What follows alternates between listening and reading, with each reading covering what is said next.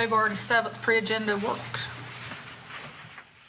Invocation today will be Commissioner George Wayne Aycock. And I was going to say if I could get Dexter to do it, and I forgot to contact him. I guess I'll do it. Pledge of Allegiance, Commissioner George Wayne Aycock. We will have the approval of the minutes for January 17th. Discussion of the agenda. Mr. Crumpler, is there any changes? Adjustments, Carol. Not that I'm aware of. No adjustments. Okay. Good. We have special presentations for the National School-Based Health Care Awareness, Black History Month, and recognition of Peggy Seegers Center, the Center of Excellence. We will also have a public hearing. We will have the appointment committee by Commissioner Hardison. And unfinished business, discussion of operation hours changes of the solid waste site. And Mr. Crumpler, you consent agenda? Yes, ma'am. Under consent, we go to the budget amendments, and I'll turn that over to Mrs. Davis.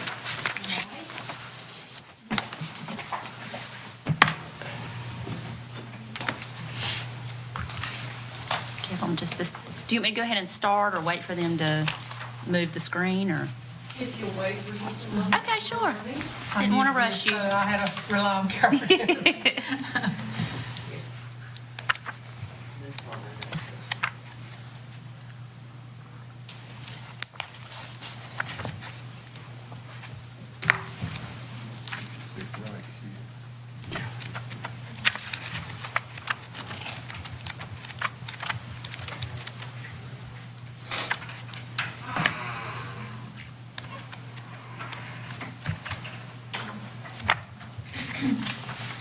The bottom red one. The what? The bottom red one. The bottom red. Well, budget amendment hit the PDF. Hit the red. Oh, Yeah, bring it The in. second, the second one. All right, they should be able to see, be able to go to theirs. Oh, okay. So you guys are there? We're good. Okay. All right, so your first budget amendment is for the health department for $50,000. This is to allocate funds from the East Point grant for opioid action plan that was awarded this fiscal year. Your next budget amendment is, Hold on just a minute. All right. We're having some issues. okay,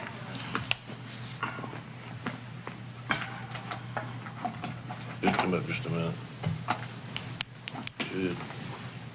There you go. Thank you very much. We're ready. all righty. Your next budget amendment is for animal control. It's for $10,000. They're requesting to reallocate these funds from other medical supplies to food and provisions. They have experienced a price increase on pet food from about 5 to 10% this year. Can I ask a question? Yes, sir. Years ago, they used to get a lot of their pet food from the different stores and all that had damaged bags, and I understand that the animal control officer at that time put a stop to it. I don't know. We can certainly ask. Only restriction on food I know is anything with red dye in the food. I'm not sure about damaged bags. I'm pretty sure, long before our animal control officer come on now, the one that is no longer here, the one that give us so much trouble, my understanding is he put a stop to using that food. I can check in. Am I dreaming, Mr. Parker, or? And this was right many years ago now. I can remember several of them that gave us a lot of trouble. We're going to get in trouble.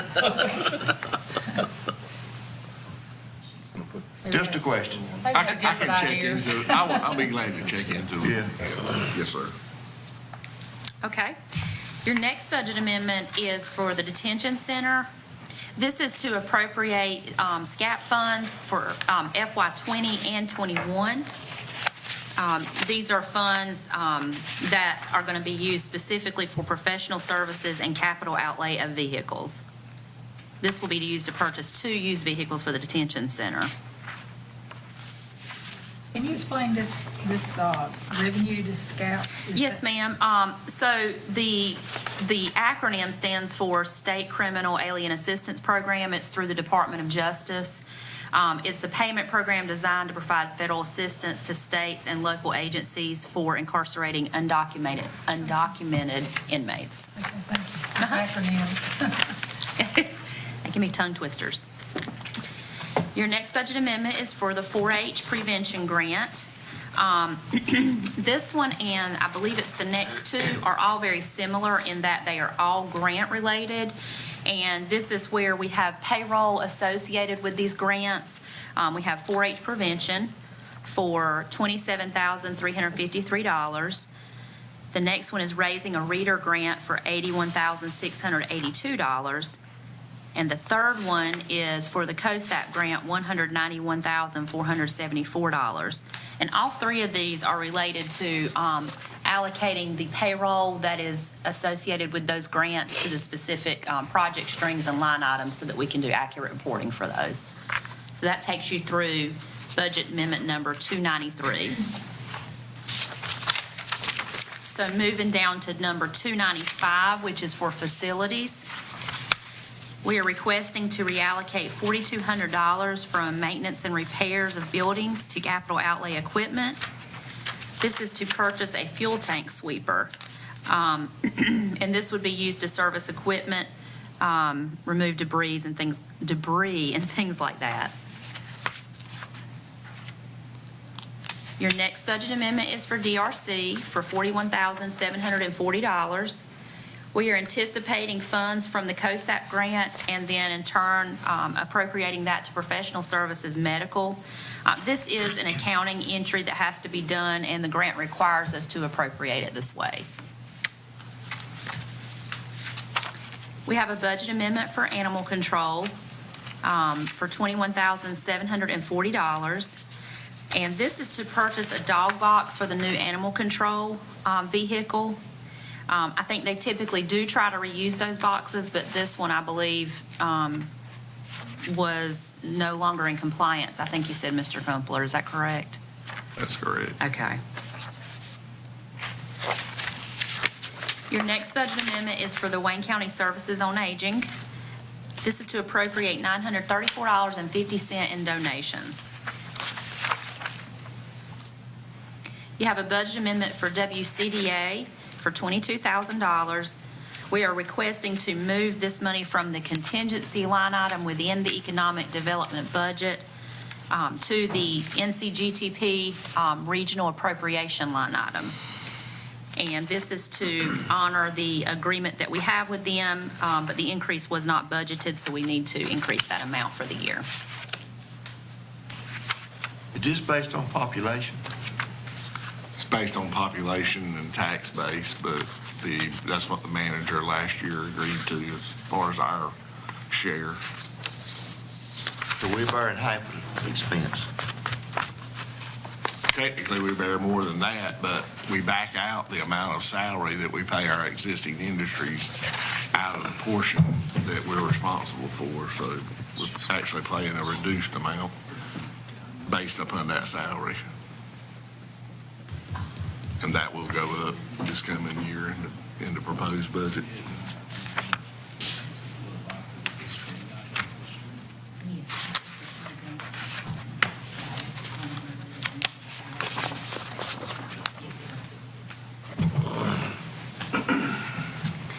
Okay, your next budget amendment is for the ROPE program. This is the Rural Operating Assistance Program that we do with Gateway. And we have received additional funds, $43,378, and this will be sort of a pass-through for us. You have a budget amendment for Services on Aging.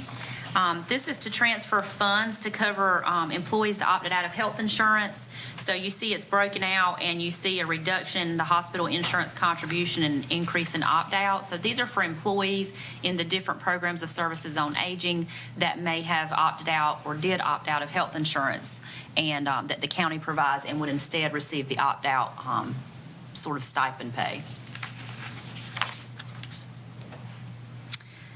We have a budget amendment for facilities for $6,140.98. This is a reallocation from maintenance and repairs to capital outlay equipment. And this is to purchase an additional HVAC unit to have on hand for the 911 towers. They have experienced a delay in receiving these in the past, and so their fear was if they were in a real need for one, that they would not have it on hand. So this will be used to have inventory on hand for them to back up what they have. Okay, and then we have several budget amendments that start with number 265 and go through number 332. I am covering these all together because they are all similar, but these are all to appropriate and anticipate insurance proceeds for various departments. So these are departments that have had, may have had vehicle accidents. I think there was one that had some equipment that was damaged. And so this is to appropriate insurance proceeds so that they can either repair that equipment and vehicles or replace them. And that covers the rest of your budget amendments for this morning. I don't know if you would know this or not, because since I've been here thus far, I haven't seen so many budget amendments based on accidents. Mm-hmm. Is this a little higher than normal? I would have to get probably Noel to look at our total year's worth of claims. So in general, we had more budget amendments this time period. One reason is because we are getting ready to roll our budget as of February, so there may have been things that came in earlier in the year that had not been adjusted yet, and so we're getting ready to roll that, and then we had an extra week in between meetings this time. So I can't specifically say if that's the case, but we could certainly get Noel to look into it for you. Thank you. Yes. Any other questions? I know that was a lot. All right, thank you. Thank you. Okay, moving on to number 9 is a motion to establish a Board of Adjustment public hearing on March the 7th at 9:30 a.m. for the special use permit for Sasser Solar Energy Facility. And then a motion, number 10, a motion to establish a Board of Adjustment public hearing on March the 7th at 9:30 a.m. for a special use permit for Stevens Mill Solar Energy Facility. Madam Chairman, clerk taught me some law. In the past, we've not been able to discuss or look at anything about Board of Adjustment, and the legislature changed the law, and they can send this to you as so long as it is sent to the owners of the property and the people who are making the request. Talk to Barry and he will do that. So you can look at all this stuff now that it's been given to you. It still seems to me kind of like you're on a jury and you go out and talk to your witnesses and then before the court starts. But that's what the legislature decided to do. If there's anything in here that the applicants don't want you to have seen, they can bring that up at the Board of Adjustment hearing, and then you, by majority vote, can determine whether it should be excluded or not. That's a change in the law, and I appreciate Carol bringing it to my attention.